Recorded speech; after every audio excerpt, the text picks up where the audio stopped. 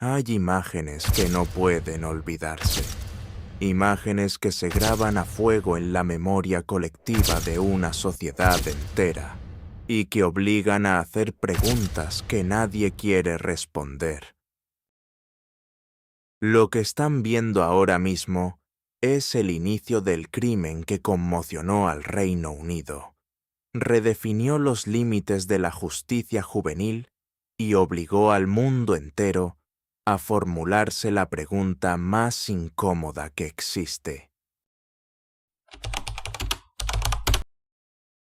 El 12 de febrero de 1993 comenzó como un viernes ordinario en Liverpool. Una joven madre fue al supermercado con su hijo de 2 años. Era una mañana fría, gris, completamente normal. Nada presagiaba lo que estaba a punto de ocurrir.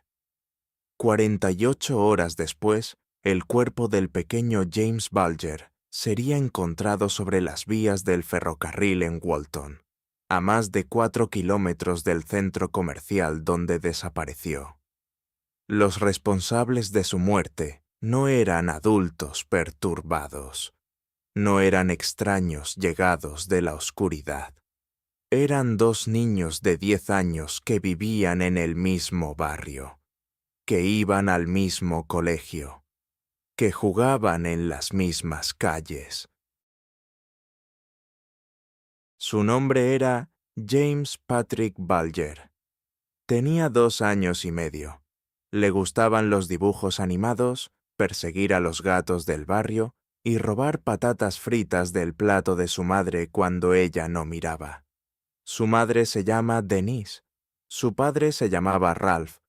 Fueron los primeros en reportar su desaparición, y fueron los últimos en ver su fotografía en todos los telediarios del país. 32 años después, James Bulger sigue siendo el niño de la fotografía, el niño que nunca creció, el niño cuya muerte cambió las leyes de un país. Hay 3 niños en el centro de esta historia. 3 niños cuyos destinos quedaron irrevocablemente entrelazados un viernes de invierno. Ninguno de los 3 eligió el papel que la historia les asignó, pero los roles que jugaron no pudieron ser más diferentes. El primero era James Patrick Bulger. James nació el 16 de marzo de 1990 en el Fazakerley Hospital de Liverpool. Era el segundo hijo de Ralph Bulger y Denise Matthews. Tenía una hermana mayor, Kirsty.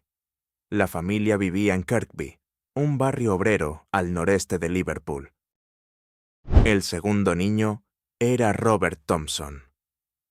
Robert nació el 23 de agosto de 1982 en Liverpool. Era el quinto de 7 hijos. Su familia vivía en Walton, a pocos kilómetros del centro de Liverpool. Desde muy pequeño, Robert creció en un entorno marcado por la inestabilidad.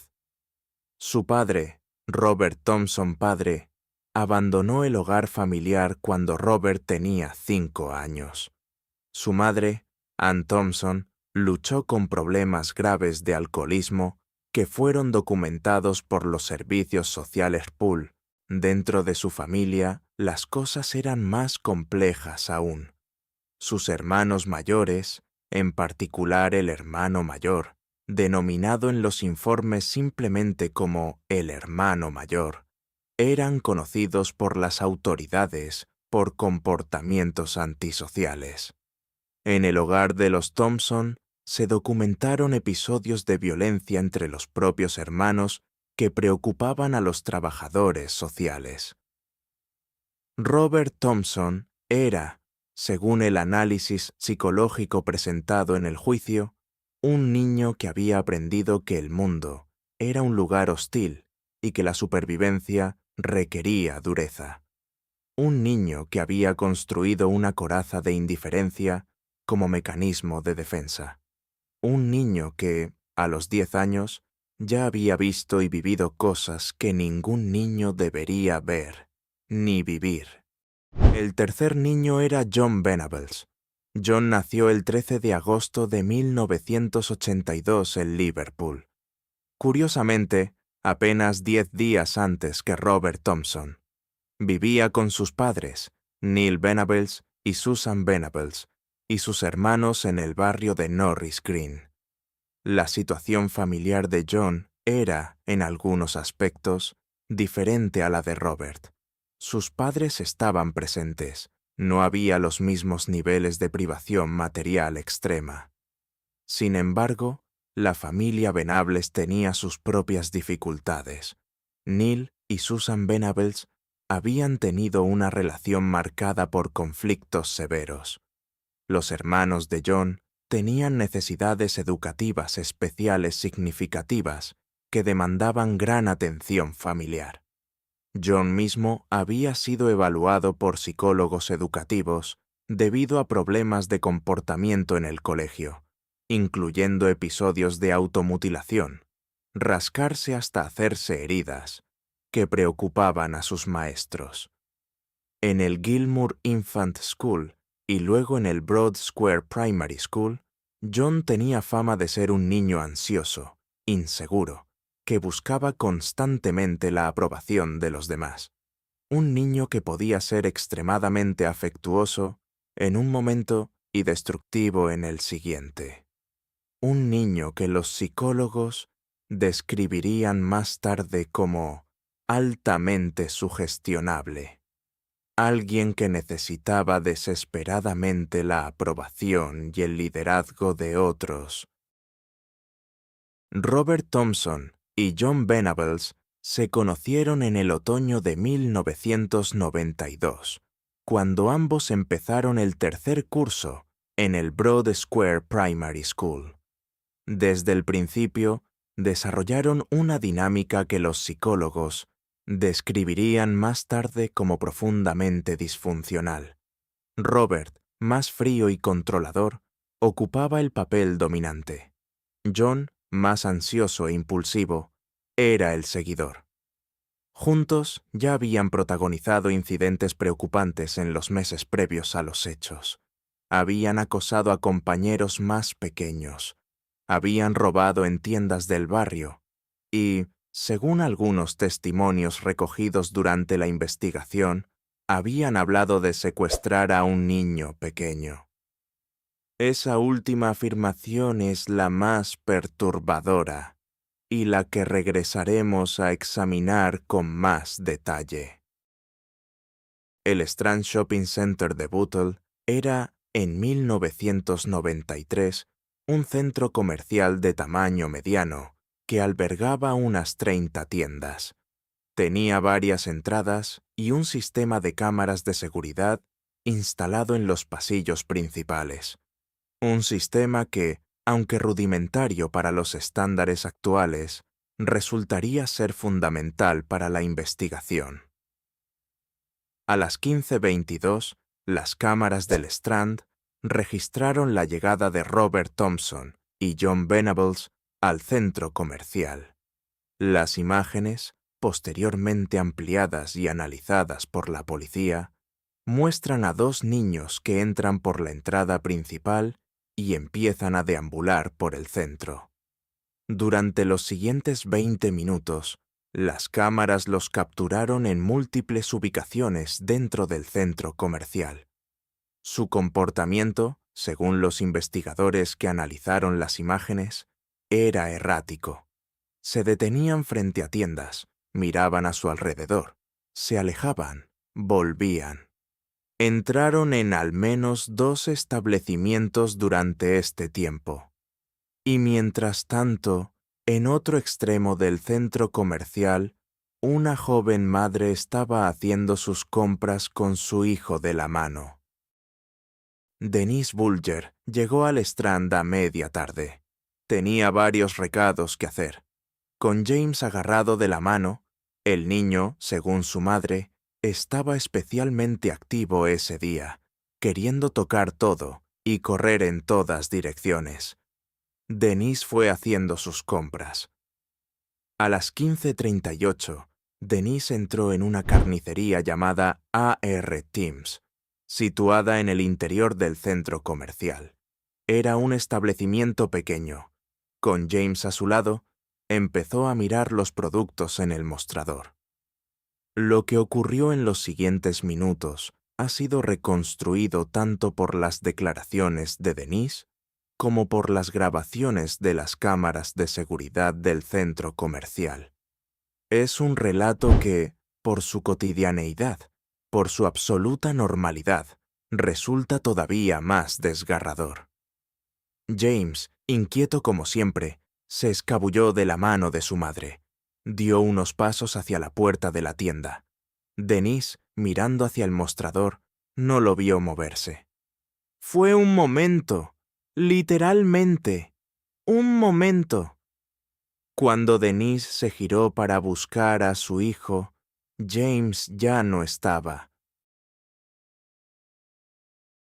Las cámaras del Strand captaron exactamente lo que ocurrió a las 15:42. Las imágenes de las cámaras muestran claramente lo que ocurrió. Uno de los dos niños, los investigadores creen que fue John Venables, tomó la mano de James. El niño pequeño no opuso resistencia. ¿Por qué habría de oponerla? Eran niños, no adultos. No representaban ningún peligro obvio. Los tres salieron juntos del Strand Shopping Center. John Venables y James Bulger, desde el Strand Shopping Center hasta las vías del ferrocarril de Walton, donde James fue encontrado 2 días después, duró aproximadamente 2 horas y media. Cubrió una distancia de algo más de 4 kilómetros. Robert Thompson y John Venables llevaron a James Bulger a ese lugar al caer la tarde del 12 de febrero. Lo que ocurrió allí duró, según la estimación forense, entre 1 y 2 horas. James Bulger fue atacado con objetos que los dos niños habían recogido o llevado consigo: ladrillos, piedras, una barra de hierro. También fue atacado a patadas y manos. Las conclusiones forenses establecieron que James sufrió heridas en todo el cuerpo, que las heridas eran consistentes con haber sido golpeado repetidamente con objetos pesados, que también hubo evidencia de que pintura azul fue aplicada sobre partes de su cuerpo, aunque el significado exacto de este acto nunca fue completamente esclarecido.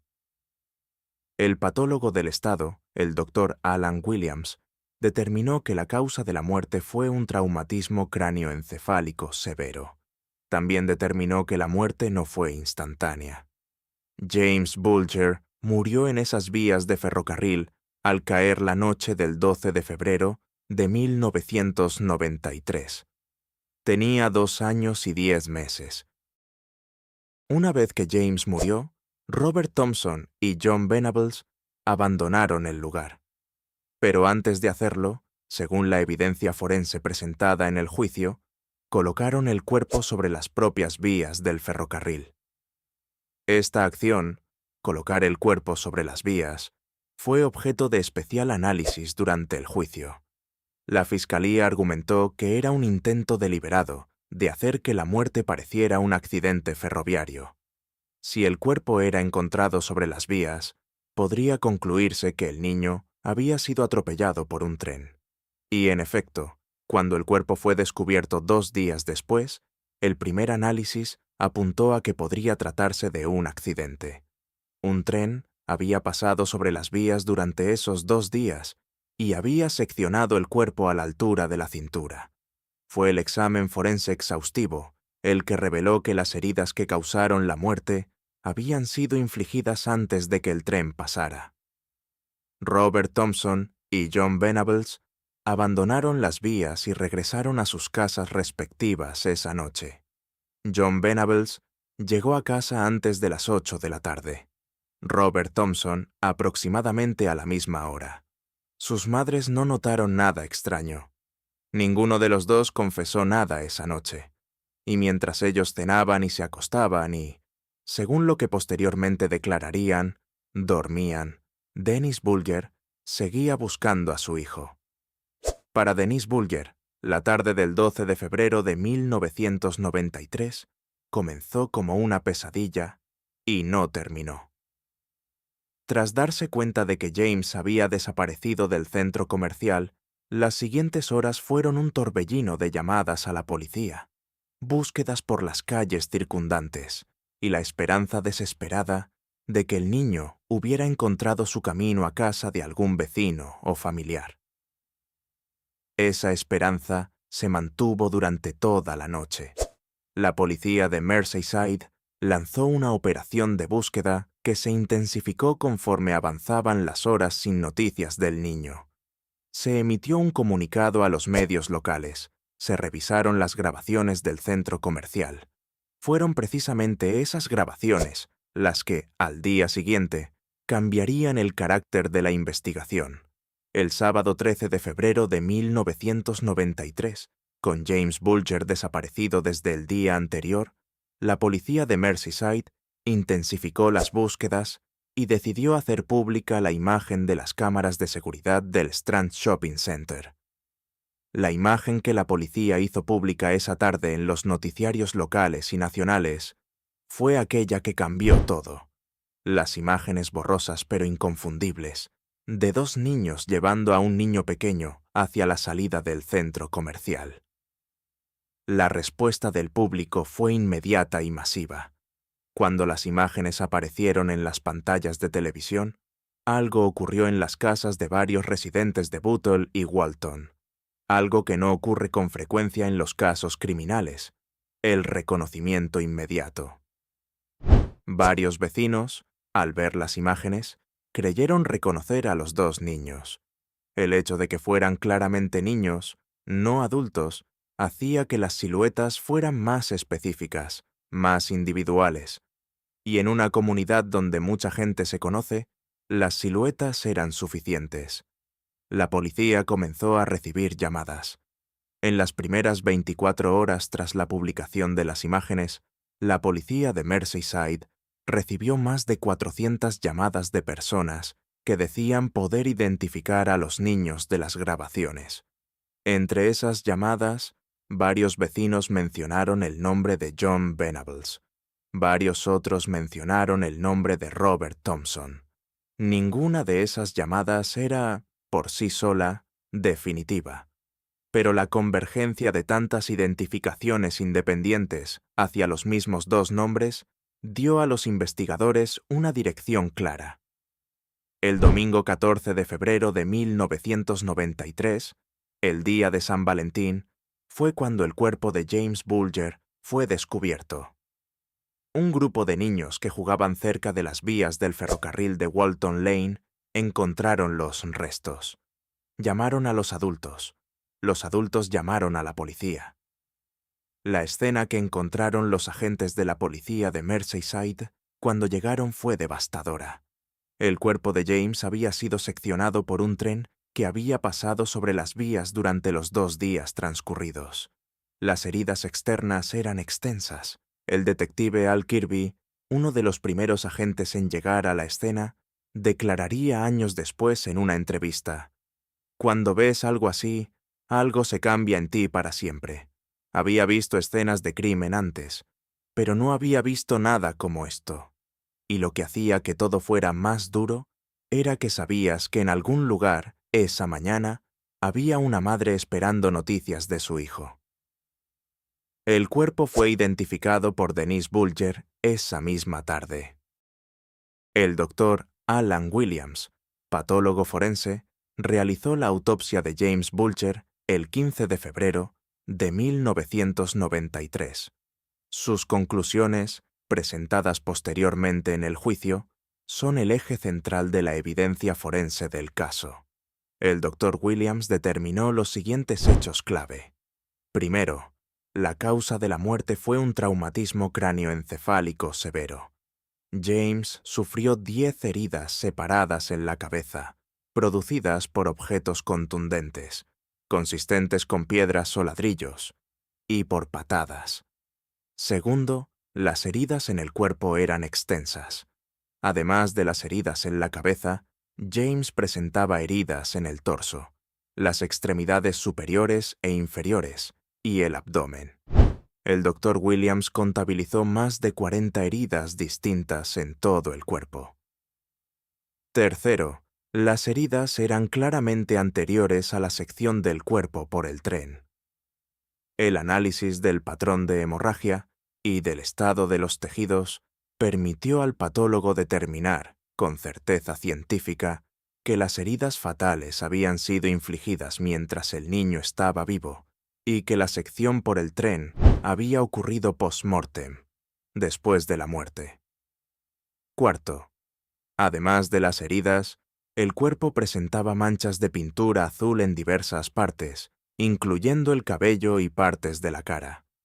La fuente de esta pintura fue identificada como consistente con una lata de pintura, del tipo que se vende en tiendas de bricolaje.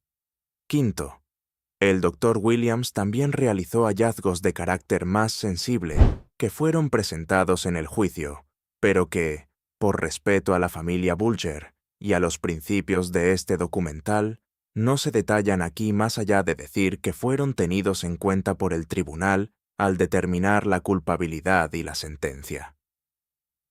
Para el 16 de febrero, 4 días después de los hechos, la policía de Merseyside tenía ya una lista corta de sospechosos.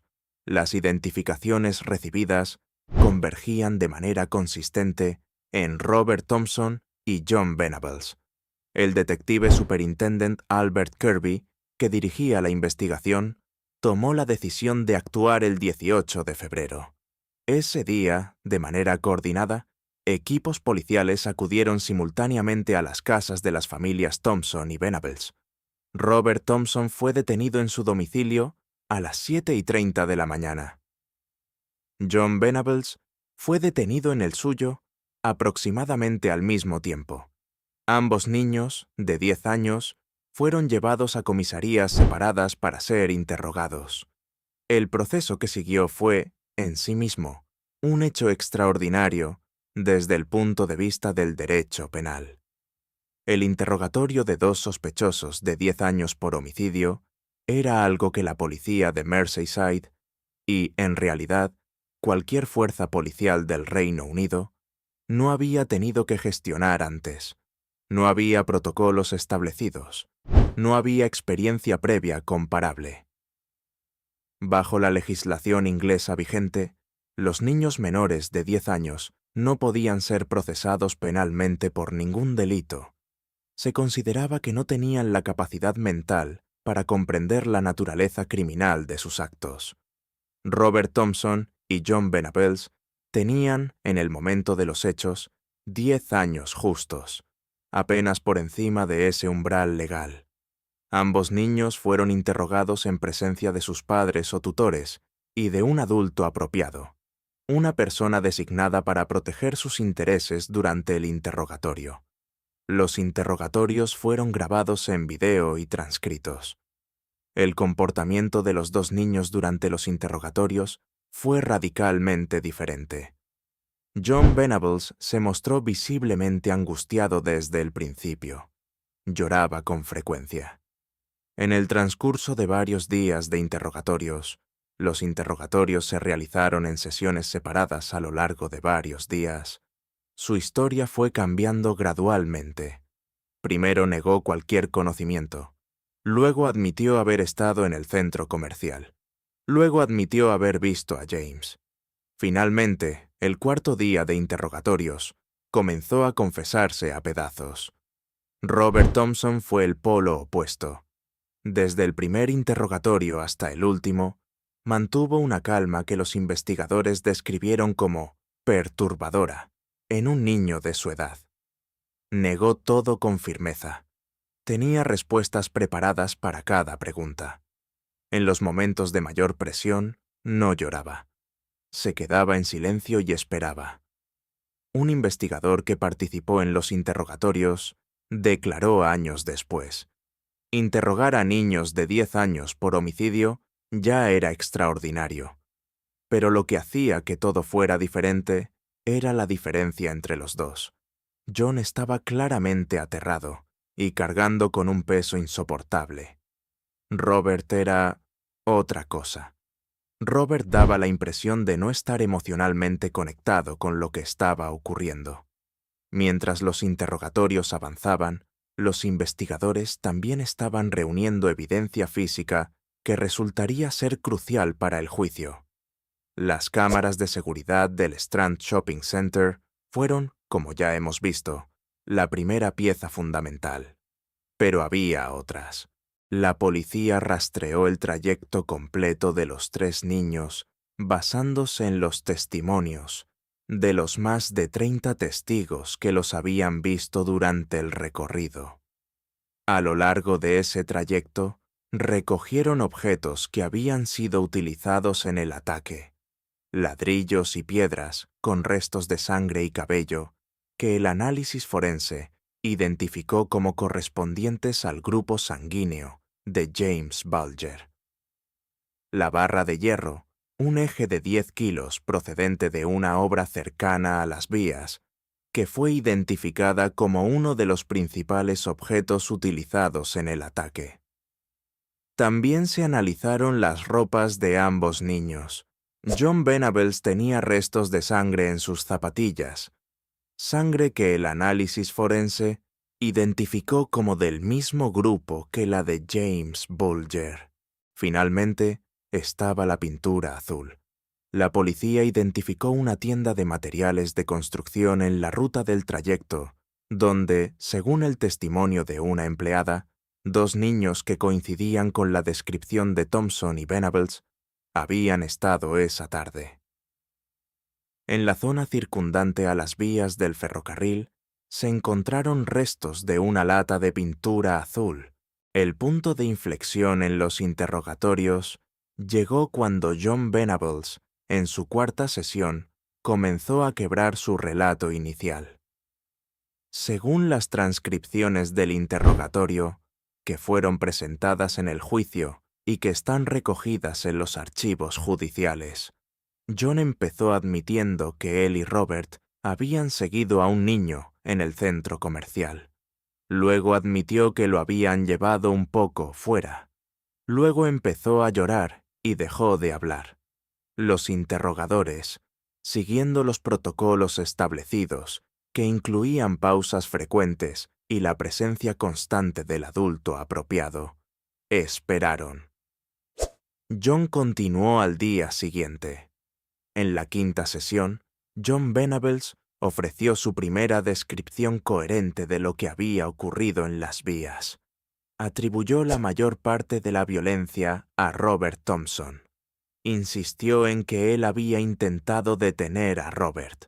Afirmó que no quería hacerle daño al niño. Los investigadores tomaron nota de esta narrativa, pero no la aceptaron sin examen crítico.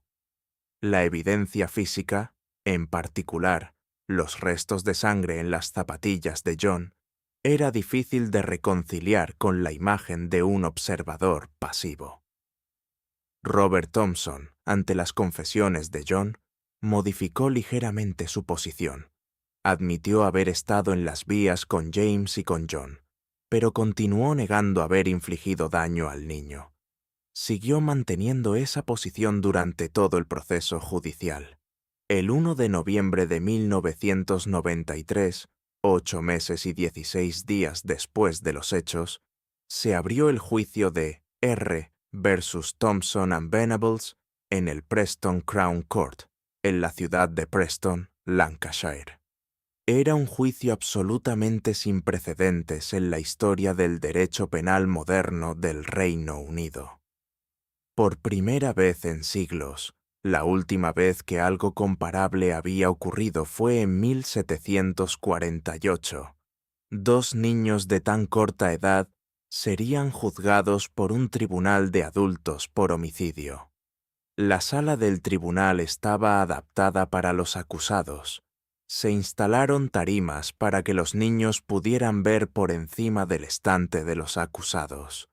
Los jueces y abogados vestían togas y pelucas, la indumentaria tradicional de los tribunales ingleses, frente a 2 niños de 11 años que llevaban traje y corbata y que, según los observadores presentes, parecían simultáneamente aterrorizados y desconcertados por todo lo que les rodeaba.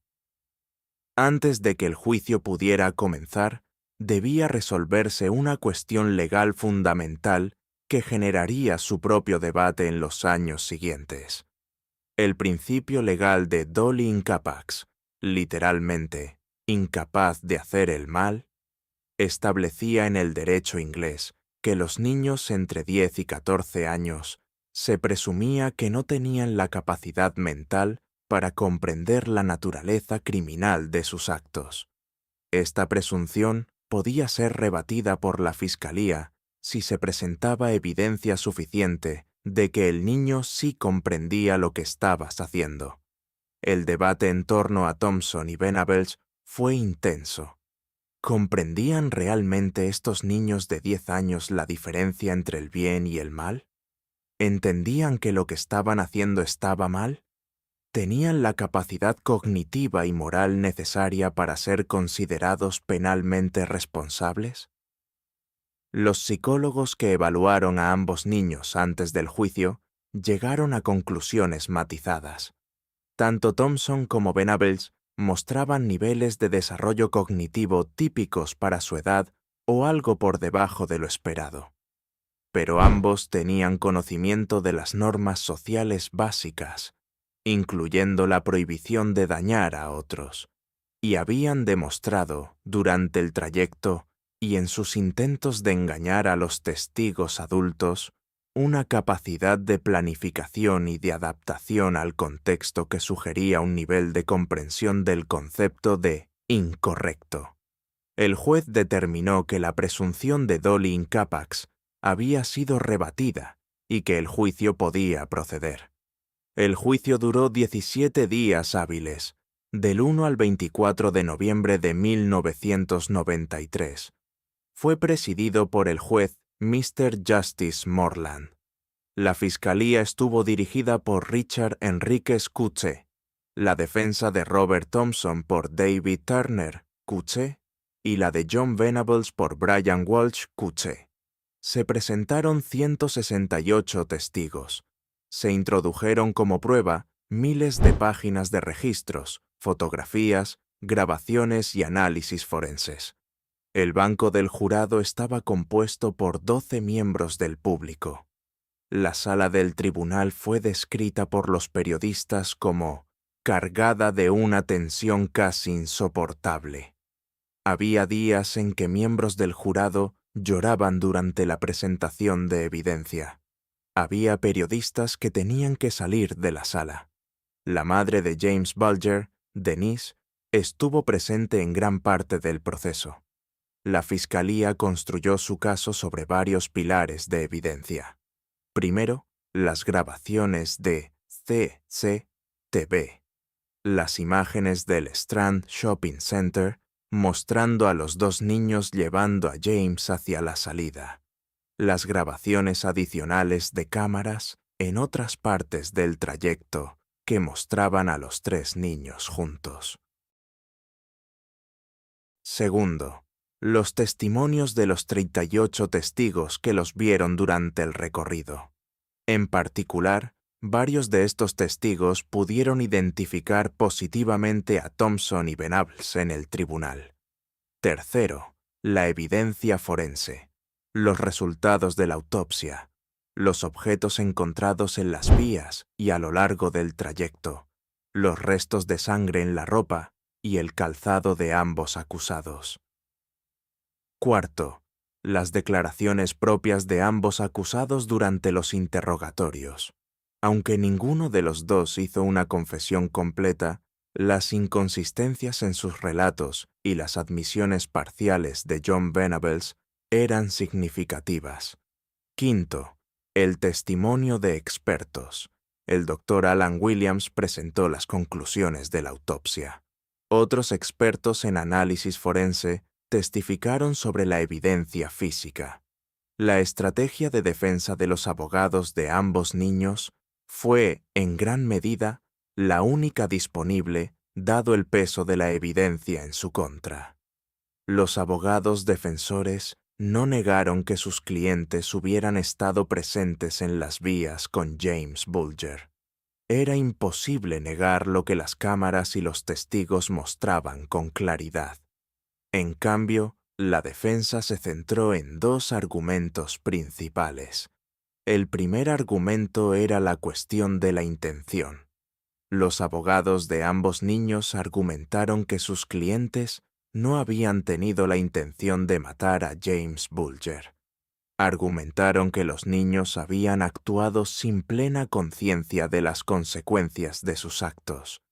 Argumentaron que la brutalidad del ataque era inconsistente con la capacidad mental de niños de 10 años para planificar y ejecutar un homicidio. El segundo argumento era la cuestión de quién hizo qué. Cada defensa intentó cargar la mayor parte de la responsabilidad sobre el otro niño. Los abogados de John Venables presentaron a su cliente como el seguidor ansioso, el que había intentado detener a Robert en varios momentos. Los abogados de Robert Thompson presentaron a su cliente como alguien que había estado presente, pero cuya participación directa no estaba probada más allá de toda duda razonable.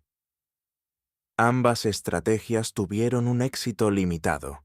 El 24 de noviembre de 1993, el jurado del Preston Crown Court, tras deliberar durante aproximadamente 6 horas, alcanzó un veredicto. Robert Thompson, culpable de asesinato. John Venables, culpable de asesinato. Antes de dictar sentencia, el juez Mr. Justice Morland se dirigió a los acusados con palabras que serían ampliamente citadas en los días y semanas siguientes. El juez declaró, y cito de los registros judiciales, "The killing of James Bulger was an act of unparalleled evil and barbarity". Es decir, el asesinato de James Bulger fue un acto de maldad y barbarie sin parangón. El juez sentenció a ambos niños a ser recluidos durante el período que Su Majestad considerara conveniente. La fórmula legal para la privación de libertad de menores en el sistema inglés, con una recomendación de que cumplieran un mínimo de 8 años. Esta sentencia sería, en los años siguientes, objeto de una intensa batalla legal. Hay una pregunta que, desde el momento en que el veredicto fue anunciado, el 24 de noviembre de 1993, no ha dejado de hacerse. Una pregunta que ha impulsado décadas de investigación criminológica y psicológica. Una pregunta para la que, 3 décadas después, no existe todavía una respuesta completamente satisfactoria. ¿Por qué? ¿Por qué 2 niños de 10 años hicieron lo que hicieron? Antes de intentar responder la pregunta del por qué, es necesario establecer algo fundamental. En criminología, especialmente en criminología infantil, la causalidad es extraordinariamente compleja. Rara vez hay una causa única. Rara vez hay una respuesta simple. Lo que los investigadores, psicólogos, psiquiatras, criminólogos, trabajadores sociales, han identificado a lo largo de los años en relación con el caso Thompson-Venables es una serie de factores de riesgo que se superpusieron y amplificaron mutuamente. Ninguno de estos factores, por sí solo, causó el crimen. La combinación de todos ellos creó las condiciones en las que algo extraordinariamente grave pudo ocurrir. Veamos esos factores uno a uno. Factor 1. Los entornos familiares. El entorno familiar de Robert Thompson estuvo marcado por una disfunción severa, abandono paterno, negligencia y un ambiente de violencia normalizada que afectó profundamente su desarrollo emocional. Esto contribuyó a un apego desorganizado y dificultades para regular sus emociones.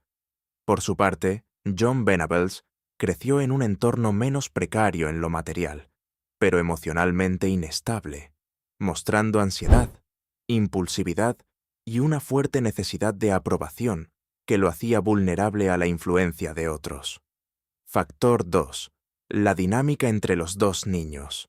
La interacción entre Thompson y Venables creó un efecto multiplicador.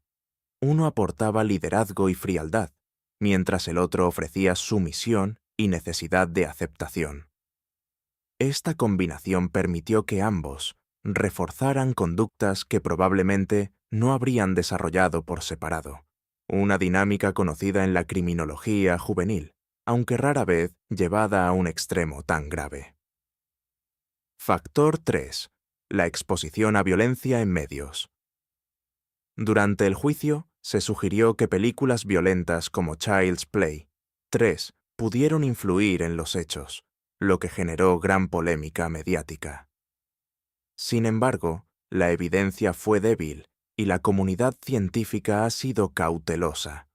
Aunque el contenido violento puede aumentar la agresividad a corto plazo, no explica por sí solo actos extremos, que suelen ser resultado de múltiples factores combinados. Factor 4. El fallo de las instituciones. Ambos niños ya estaban en el radar de escuelas y servicios sociales, pero no hubo una intervención efectiva. Problemas como la sobrecarga institucional, la falta de coordinación y la normalización de conductas problemáticas llevaron a perder oportunidades clave de prevención, evidenciando una responsabilidad sistémica. Factor 5. Las preguntas sin respuesta. Aún persisten dudas fundamentales. Si hubo premeditación o solo oportunidad, ¿qué intención tenían al llevarse al niño? Y si comprendían plenamente la gravedad de sus actos. Aunque la justicia determinó su responsabilidad, las respuestas desde la psicología siguen siendo complejas y no concluyentes. Después del juicio, el veredicto del 24 de noviembre de 1993 no fue el final de la historia legal del caso Bulger. Fue, en muchos sentidos, el comienzo de una nueva fase, una larga y compleja batalla judicial que se prolongaría durante décadas y que plantearía algunas de las preguntas más difíciles que puede formularse un sistema de justicia. ¿Cuánto tiempo debe permanecer encerrado un niño que cometió un crimen terrible? ¿Puede un niño que mató a los 10 años rehabilitarse y reintegrarse en la sociedad? ¿Tiene la sociedad el derecho, o el deber, de protegerse indefinidamente de quienes cometieron los actos más graves? Estas no son preguntas abstractas, son las preguntas que determinaron la vida adulta de Robert Thompson y John Venables. Recordemos que el juez Moreland recomendó que ambos niños cumplieran un mínimo de 8 años de privación de libertad. Sin embargo, la determinación del período mínimo no recaía únicamente en el juez.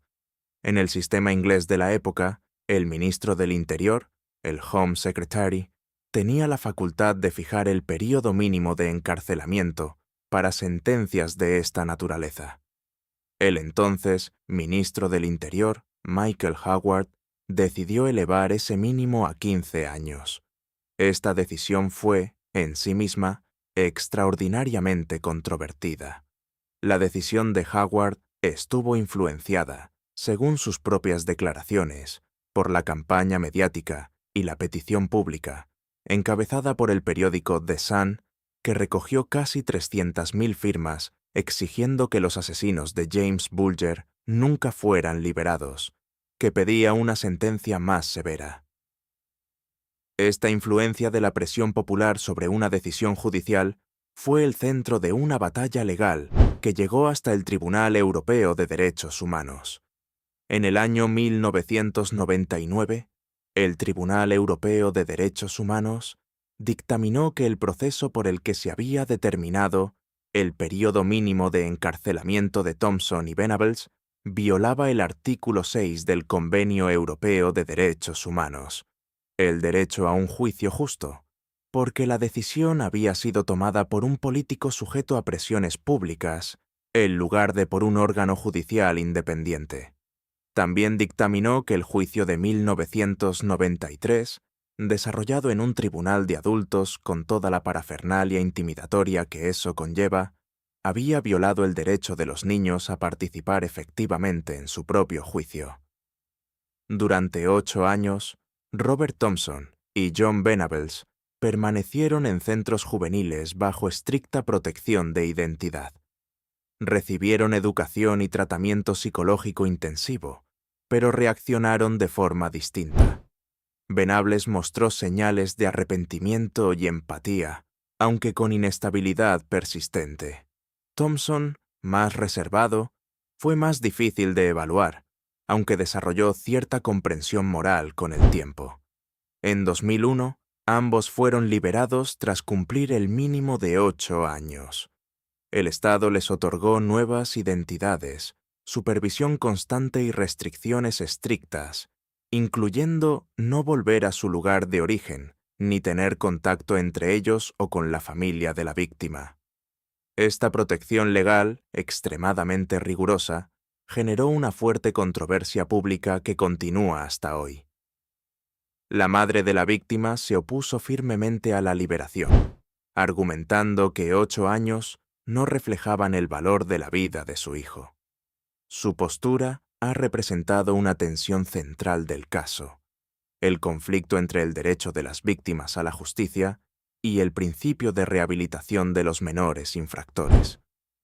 A diferencia de Thompson, cuya vida posterior se ha mantenido sin incidentes públicos, Venables reincidió. Fue encarcelado nuevamente en 2010 y 2017 por posesión de material de abuso infantil y liberado en 2020. Sus recaídas reabrieron el debate sobre los límites de la rehabilitación y la complejidad del daño psicológico en algunos casos. Situación actual, 2026. Hoy, Thompson vive en anonimato sin registros públicos de reincidencia. Venables también permanece bajo identidad protegida y supervisión. Mientras tanto, Denise Fergus continúa activa en la memoria de su hijo, cuyo caso sigue siendo un símbolo imborrable de una tragedia que no ha dejado de generar y debate. En medio de todos los debates, permanece lo esencial. James Bulger, un niño cuya vida fue truncada. Ningún análisis logra responder la pregunta que sigue abierta. ¿Por qué ocurrió? Solo queda la responsabilidad de no olvidar.